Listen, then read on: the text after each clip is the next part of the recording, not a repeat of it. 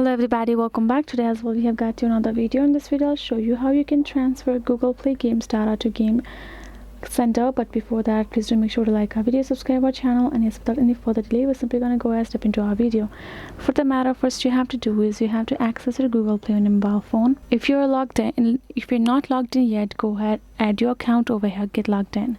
Afterwards you're gonna go ahead, access your Play games, and then here in this section what you're going to do is tap on this three-dot icon on the top right corner of the screen and tap on settings, and then you will see this option called profile and privacy, right? And then afterwards, once you have signed in over here, you simply will be able to automatically here in this profile and privacy, you can see let others find your profile using your email address, receive friends invite. Make sure you have turned this on as well. You have to make it turn at this particular setting from over here. And here in this section you have to make sure that your account, whichever one your account you used in Play Store, has to be the same for you to have received the same data.